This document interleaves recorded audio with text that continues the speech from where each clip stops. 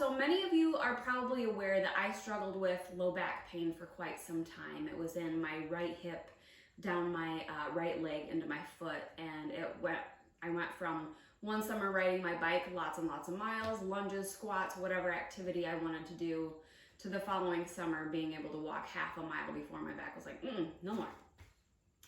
So I started to explore techniques that would really help me get out of pain, and melt method was the thing that really got me over that hurdle that I struggled with for about 6 months. But what you may not know is that I was afraid to return to some of those things. So when you've been in chronic pain, your body will raise a red flag, and it'll actually make you kind of afraid to even try things.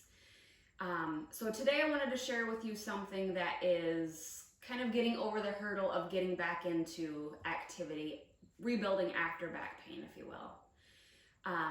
So this is really good for if you sit for long periods of time and you're starting to feel achy in your hips, if you struggle with incontinence, if you've had low back pain, whether in the past or chronically now.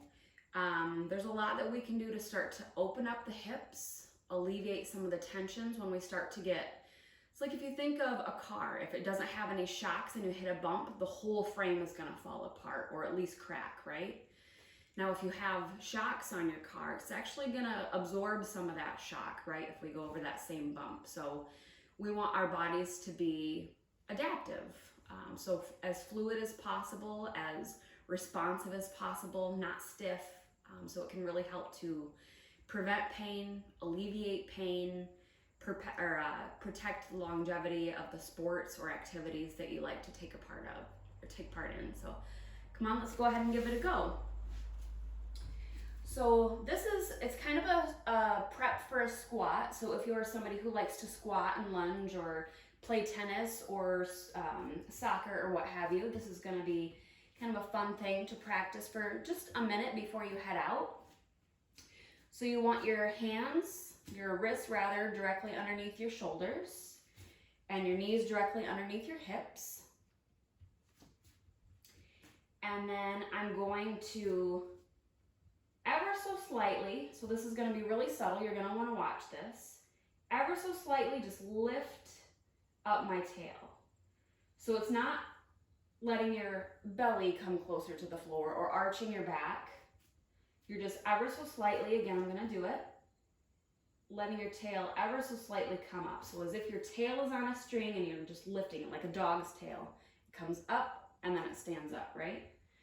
So I'm going to model that one more time.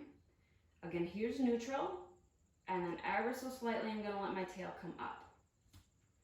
So that's the start. Now you're going to think about ever so slightly with your tail still lifted, ever so slightly bringing your hips back behind your knees. And you want to go really slow because you want to be able to maintain that lifted tail. And then we'll come back to start. So it's going to be a very small range of motion probably for most of you to start. So slowly but surely the tail is still lifted, and I'm going to bring my hips back. So you're going to feel some activation in your hamstrings, but more so on the underside of your glutes. So basically the area that you're sitting on. What you don't want to do is either exaggerate the tail where your tummy's coming down to the ground, or if as your hips are coming back, you don't want your hips to kind of round. You'll see mine kind of round if I go too far. So I'm going to show you what's good. Tail lifted, bringing the hips back. My tail is still lifted, but if I push it and I'm trying to do something exaggerated or something impressive, but not accurate, my hips can come back further, sure, but my tail is going to kind of round. You see that? So I'll show you that one more time. So tail's lifted, hips are going to come back. I'm feeling a lot of activation into my lower glutes, into my whole entire pelvic floor. And here is where it starts to change the position of my pelvis. So tail lifted here, going further, tail starts to round back. So we don't want that.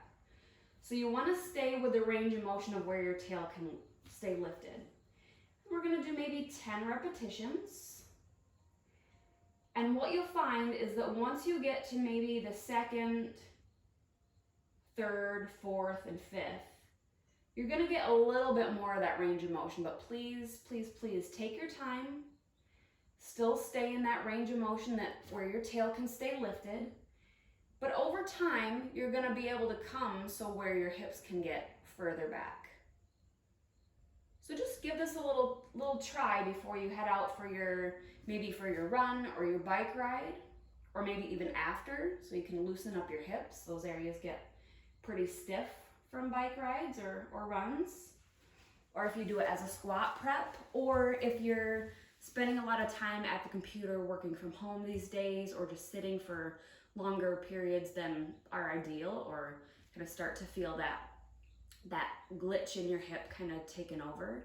Just come down to the floor, do maybe 5 to 10 repetitions, and see if when you stand up you feel just a little bit more lifted, a little less stiff and achy. So I hope that's helpful for you guys. If you have any questions, don't hesitate to reach out. I'm happy to help. Have a great day, guys. Bye-bye.